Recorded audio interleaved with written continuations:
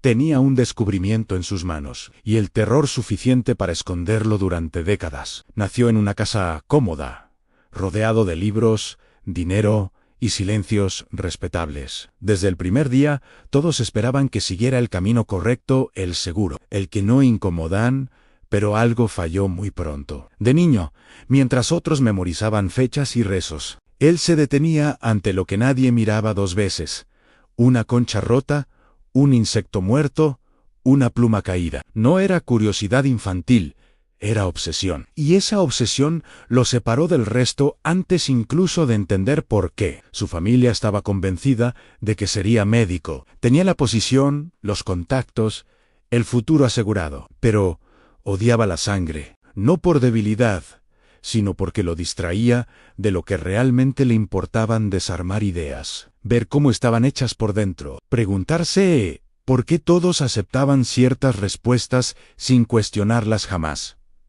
En la escuela no destacó, Anne decepcionó. Sus notas eran normales, su atención irregular. Nadie lo veía como alguien excepcional, ni siquiera él mismo. Y ahí aprendió algo clave: aun cuando nadie espera nada de ti, puedes observar en silencio, escuchar sin levantar sospechas, guardar pensamientos que no conviene decir en voz alta. Ese hábito, nacido de la inseguridad, se convertiría más tarde en su mayo fortaleza, y en su mayo carga. Creció con una pregunta atravesada en la mente, una que no sabía formular del todo, pero que sentía cada vez que abría un libro sagrado o escuchaba una explicación definitiva sobre el mundo: algo no encajaba. Y lo más inquietante no era la duda, sino que nadie parecía dispuesto a tolerarla. Llegó la juventud, y con ella el primer golpe real.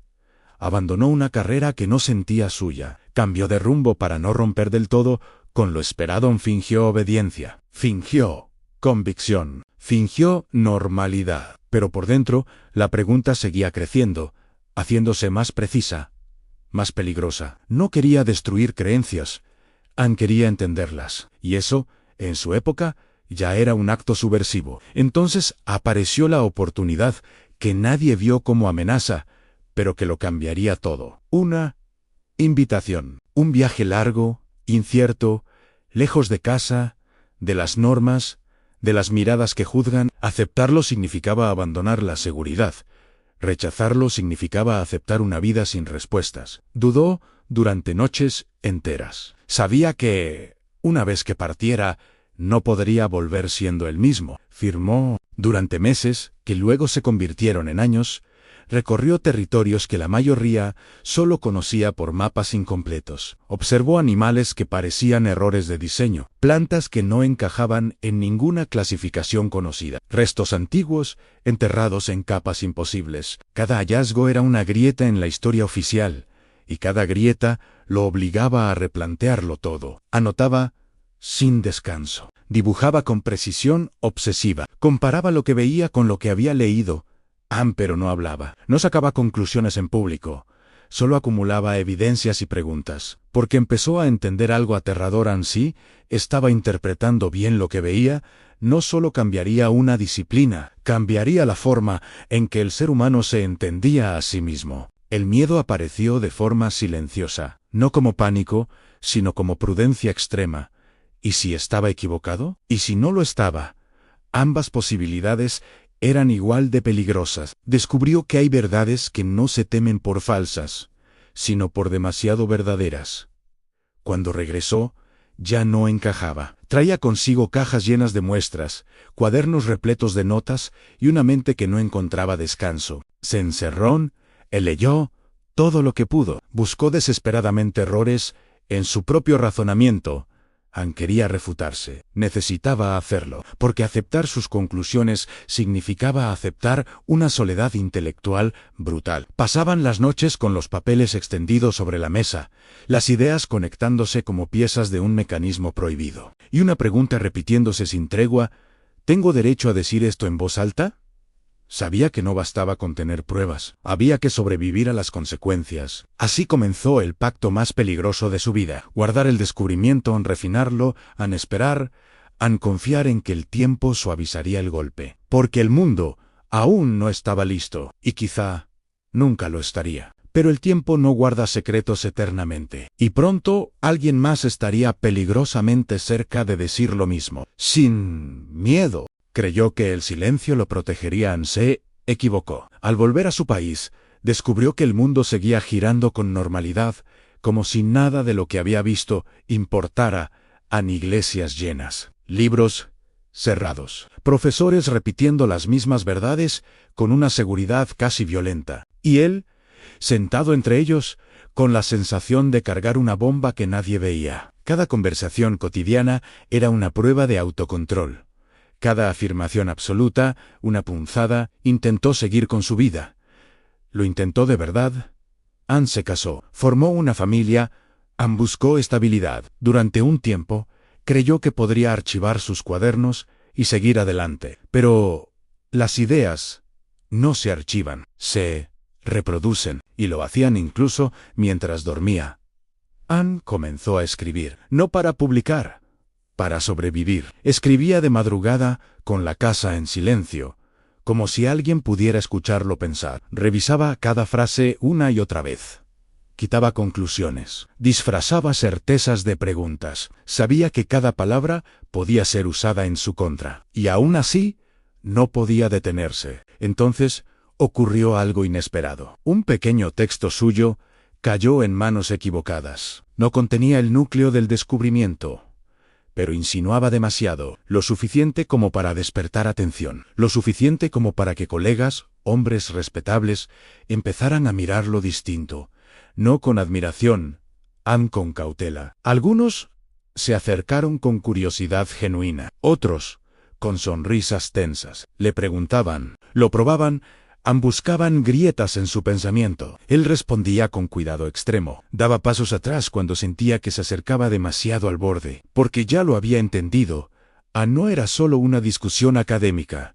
Era una amenaza al orden. El conflicto interno se volvió insoportable. Por un lado, la responsabilidad intelectual. Por el otro, el peso de su familia, su reputación, su tranquilidad. Publicar significaba exponerse a la burla, al rechazo, al aislamiento. No publicar significaba traicionarse, vivir una mentira cómoda. Mientras dudaba, el mundo no se detuvo. Otros investigadores empezaron a publicar observaciones inquietantemente similares, fragmentadas e incompletas, pero peligrosamente cercanas. Cada nuevo artículo era una cuenta regresiva. Si alguien más unía las piezas antes que él, perdería el control de la narrativa. Y peor aún, el descubrimiento podría ser destruido por estar mal defendido. Ahí nació el miedo más profundo a no equivocarse, a que la verdad muriera mal explicada. Se sumergió aún más en el trabajo. Durante años aislándose, comparando datos de distintas disciplinas, cruzando observaciones con estadísticas, con fósiles, con patrones que nadie quería ver juntos. El descubrimiento dejó de ser una idea. Se convirtió en una estructura sólida, demasiado sólida para ignorarla, pero también demasiado peligrosa para soltarla sin preparación. Cada avance traía consigo una pérdida, amistades que se enfriaban, invitaciones que dejaban de llegar, comentarios irónicos en círculos cerrados. No lo atacaban de frente, aún no pero ya lo estaban empujando hacia el margen, y él lo sabía. En su época, no hacía falta una condena pública, bastaba con el silencio colectivo. Hubo una noche clave, una sola, frente a la mesa, rodeado de papeles, entendió algo irreversible. El descubrimiento no le pertenecía. No era suyo para esconderlo, pero tampoco podía lanzarlo al mundo sin medir el impacto. Decidió entonces la estrategia más lenta y dolorosa posible: publicar. Pero no todo.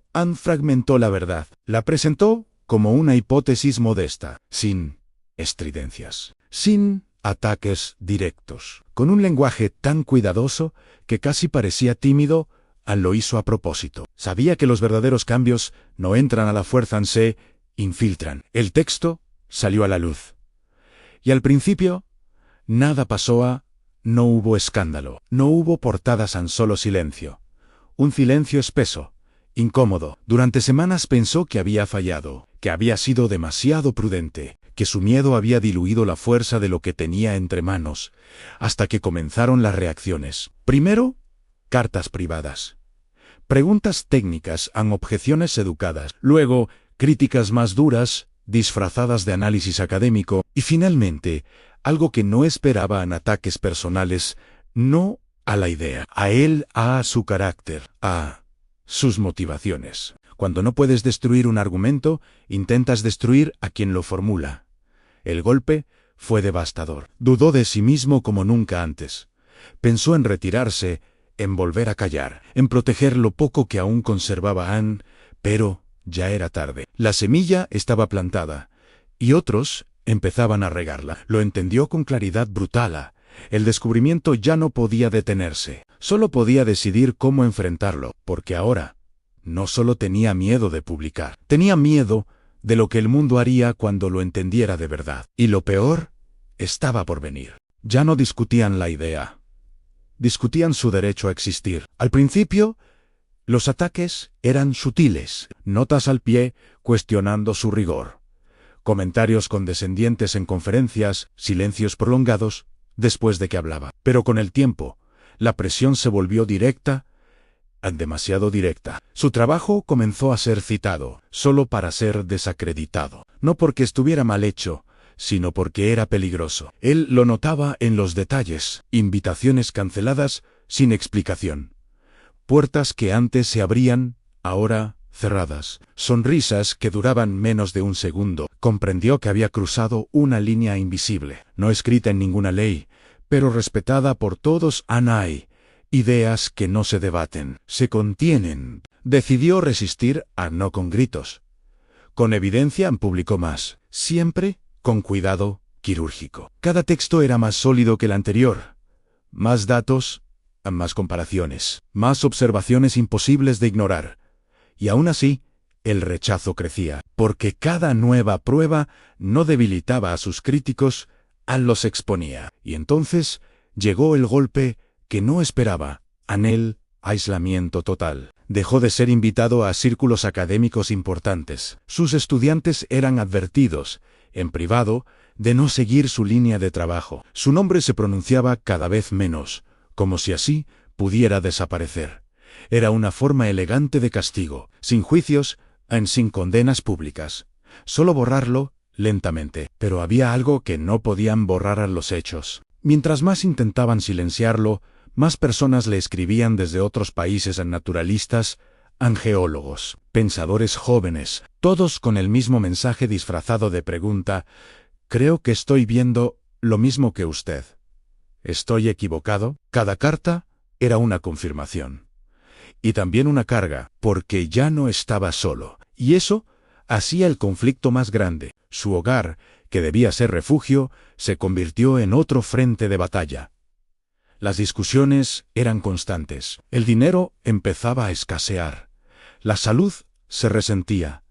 El estrés se volvía físico. Manos temblando al escribir, insomnio, dolor crónico. Sabía que estaba pagando un precio alto. Y aún no había dicho todo. Hubo un momento decisivo. Una crítica pública especialmente dura, pronunciada por una figura influyente, terminó de romper la contención. No refutó los datos. Ridiculizó la idea. La presentó como absurda, peligrosa, casi ofensiva. La risa del auditorio fue peor que cualquier insulto. Esa noche, por primera vez, pensó seriamente en abandonar, en dejar que otros continuaran, en proteger lo poco que quedaba de su vida personal. Se preguntó si el sacrificio valía la pena, si la humanidad realmente necesitaba saber lo que él había descubierto. La respuesta no llegó de un libro.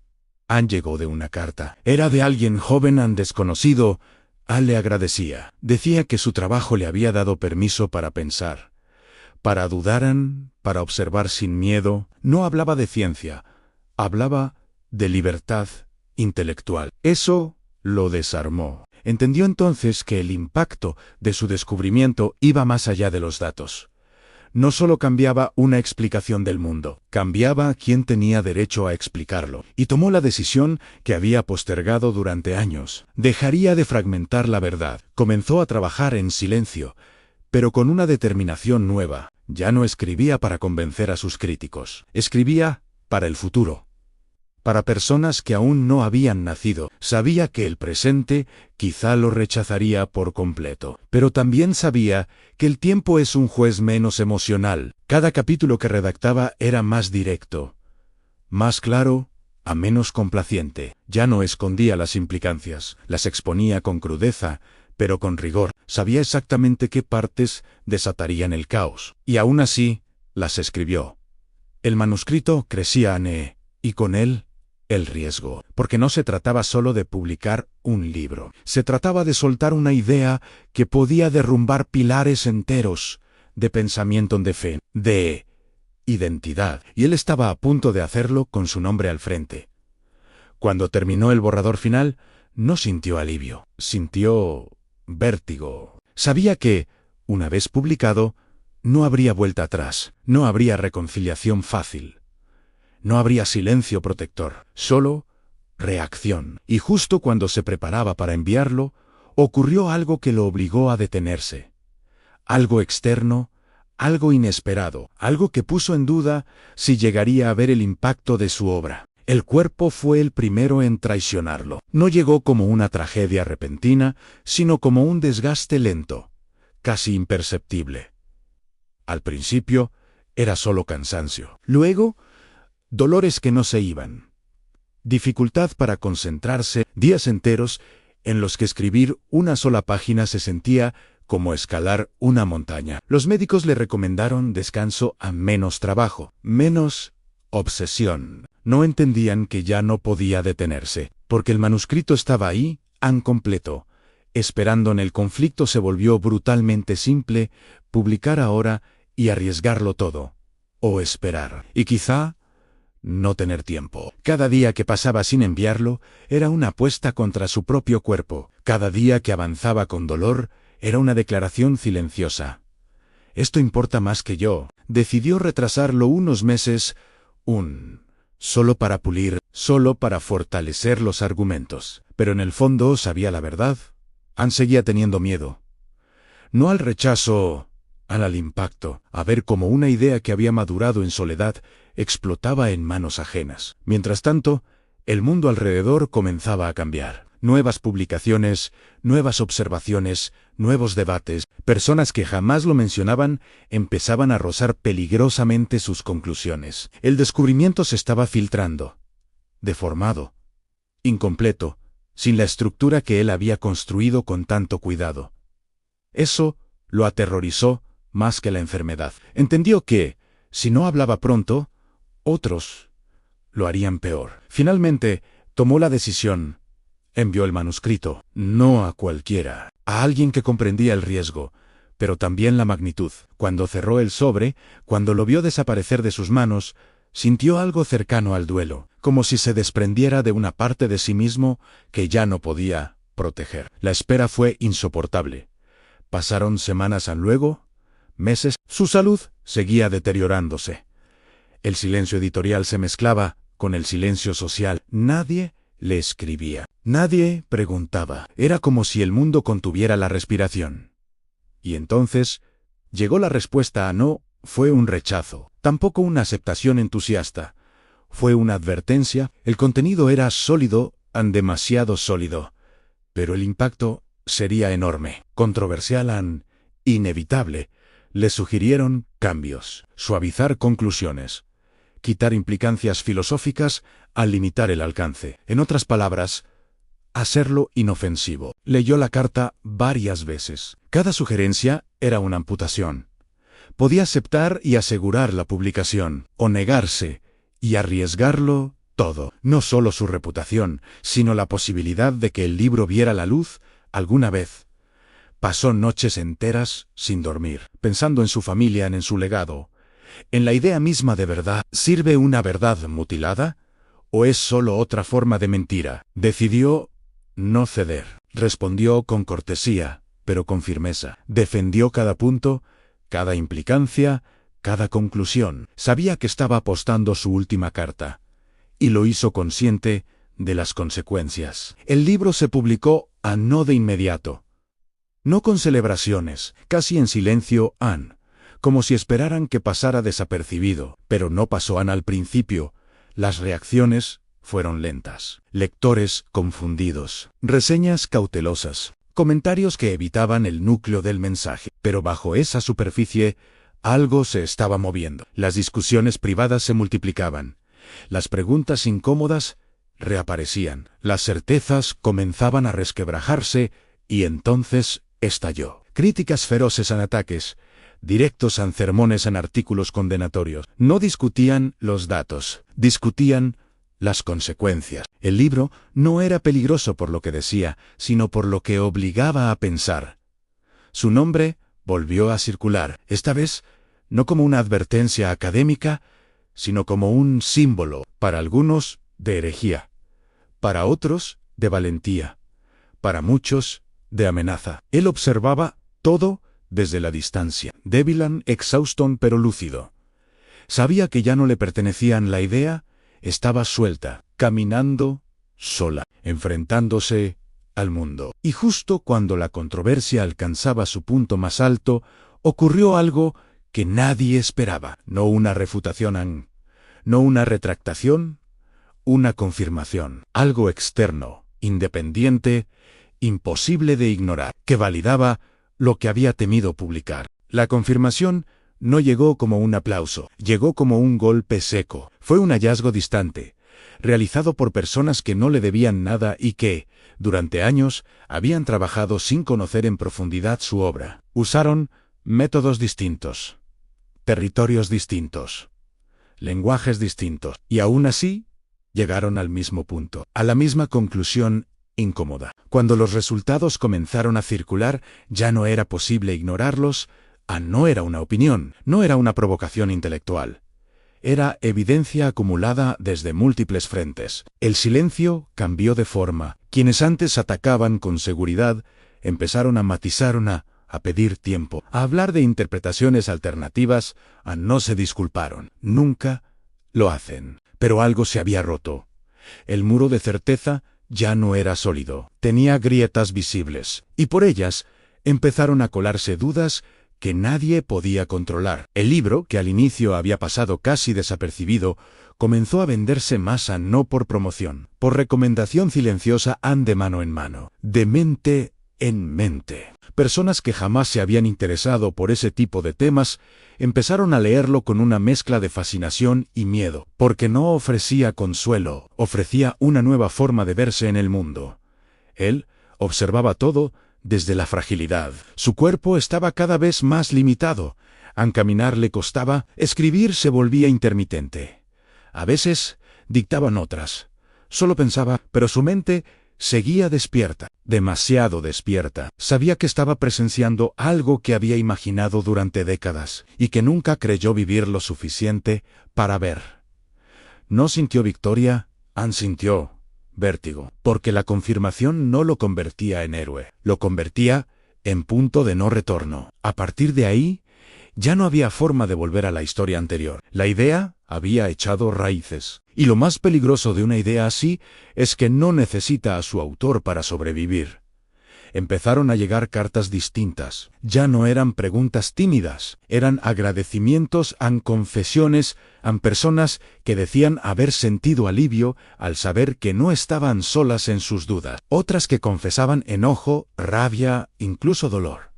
El descubrimiento no unía, dividía. Y él lo sabía desde el principio. Algunos antiguos críticos cambiaron el tono. Lo citaban con cuidado, sin entusiasmo, pero con respeto forzado. Otros redoblaron los ataques, ahora más desesperados, no porque pudieran refutarlo, sino porque comprendían el alcance cultural del cambio. Si esa idea se aceptaba por completo, muchas jerarquías perderían sentido. Mientras tanto, su salud seguía deteriorándose. Los médicos ya no hablaban de recuperación, hablaban de manejo, de tiempo limitado. Cada mañana era una concesión, cada día productivo, un regalo robado al cuerpo. Y aún así, seguía trabajando, no en nuevas pruebas. En contexto, sabía que su mayo era responsabilidad. Ahora no era demostrar, sino explicar, humanizar el impacto. Dejar claro que el descubrimiento no quitaba valor a la existencia, que no robaba propósito, que no convertía al ser humano en algo menor, sino en algo más honesto. Escribió reflexiones personales, pasajes casi íntimos, no como científico, sino como alguien que también había tenido miedo, que había pasado noches enteras preguntándose si estaba destruyendo más de lo que construía. Quería que quedara constancia de eso, de la duda ante el conflicto, ante el precio. Pero el tiempo no negociaba. Hubo días en los que no pudo levantarse de la cama, días en los que la mente estaba clara, pero el cuerpo no respondía. En esos momentos, entendió algo definitivo: en el reconocimiento público ya no importaba, ni siquiera la aceptación completa. Lo único esencial era que la idea hubiera sido dicha con honestidad, y lo había sido. En sus últimos meses, vio cómo generaciones más jóvenes comenzaban a adoptar el descubrimiento como punto de partida, no como amenaza. Lo discutían sin miedo, lo ampliaban, lo conectaban con otras áreas, justo como él había soñado, pero sin saber si viviría para presenciarlo. Una tarde, recibió una visita inesperada a alguien influyente, alguien que, años atrás, había contribuido a su aislamiento.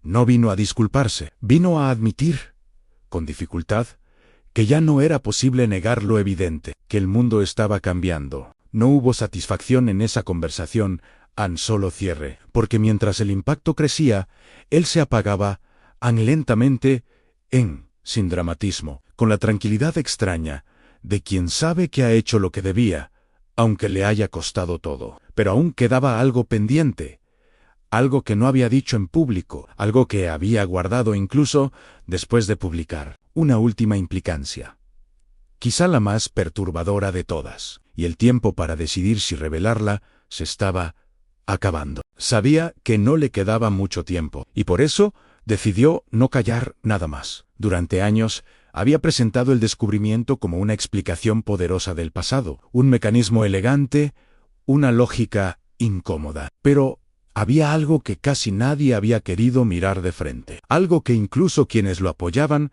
preferían dejar en segundo plano, no porque fuera falso, sino porque era demasiado cercano, demasiado personal. La última implicancia no hablaba solo de cómo cambió la vida. Hablaba de lo que viene después. Entendió que su descubrimiento no era una historia cerrada, no terminaba en fósiles ni en observaciones lejanas. Continuaba en el presente, en cada decisión humana, en cada sociedad, en cada forma de poder. Si el cambio era una ley constante, entonces nada, ni ideas, ni estructuras, ni jerarquías, estaba garantizado. Eso era lo verdaderamente aterrador. No lo escribió como teoría, lo escribió como advertencia silenciosa, entre líneas, notas personales, en reflexiones que parecían filosóficas, pero que eran profundamente prácticas. El mundo no estaba diseñado para la estabilidad eterna, y aferrarse a ella era una forma lenta de extinción. No todos lo entendieron. Muchos jamás lo harán. Pero algunos sí. Con el tiempo, su nombre empezó a aparecer en libros de texto, luego en documentales, después en conversaciones cotidianas, ya no como provocación, sino como base. La idea que una vez fue ridiculizada se volvió punto de partida, y la resistencia, aunque persistente, perdió fuerza. No porque desapareciera el conflicto, sino porque la evidencia había cambiado el terreno para siempre. Él no vivió para verlo completo. Se fue con discreción, sin discursos finales, sin homenajes grandiosos, como había vivido buena parte de su vida, observando, pensando, esperando. Pero dejó algo más duradero que reconocimiento. Dejó una grieta irreversible en la historia humana. Hoy, su descubrimiento sigue incomodando, sigue siendo usado, malinterpretado, discutido, atacado, como toda verdad profunda, pero ya no puede ser borrado. Porque una vez que una idea así se entiende, no se puede desentender. Y ese fue siempre su mayor miedo, a no ser rechazado, sino ser comprendido demasiado tarde. Tenía miedo de publicar su descubrimiento, porque sabía que cambiaría la historia. Y tenía razón.